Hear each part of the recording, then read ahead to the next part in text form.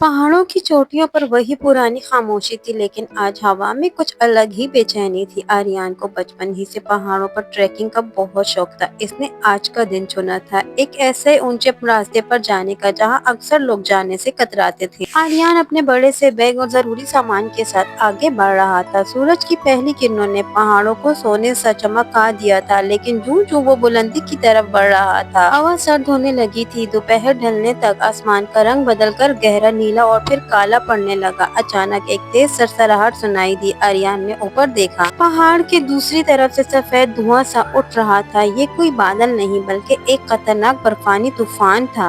कुछ ही लम्हों में वो सुहाना मौसम एक भयानक तूफान में बदल गया। बर्फ के तेज ठंडे टुकड़े चाकू की तरह चेहरे पर लगने लगे थे। आंधी इतनी तेज कि आर्यन को अपने सामने कुछ कदम भी दिखाई नहीं दे रहे थे। हवा की आवाज किसी जानवर की धाड़ जैसी थी।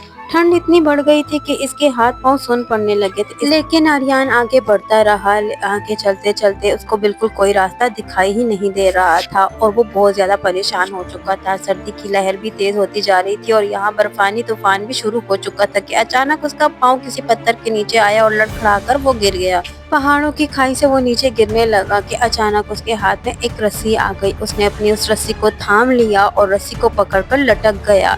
अब सर्दी इतनी शदीद हो चुकी थी और यहाँ वो जब उसने नीचे देखा तो नीचे भी गहरा खाई थी और अगर उस रस्सी को छोड़ दिया तो वो नीचे सीधा खाई में गिरकर मर जाएगा। अब उसे किसी की मदद की जरूरत थी। यहाँ तो मदद के लिए कोई भी नहीं था। उसने अपने दिल में अल्लाह को पुकारा और अल्लाह से मदद मांगी कि अचानक दिल ने आवाज दी कि रस्सी को छोड़ दे, बच जाएगा। लेकिन उसने रस्सी को ना छोड़ा। उसको ऐसा लगता था कि उसने रस्सी को छोड़ दिया तो वो सीधा खाई में गिरकर मर जाएगा। होते होते यूं पूरी रात गुजर गई और सर्दी की सख्त शिद्दत की वजह से वहीं पर रस्सी पर लटके लटके वो मर गया।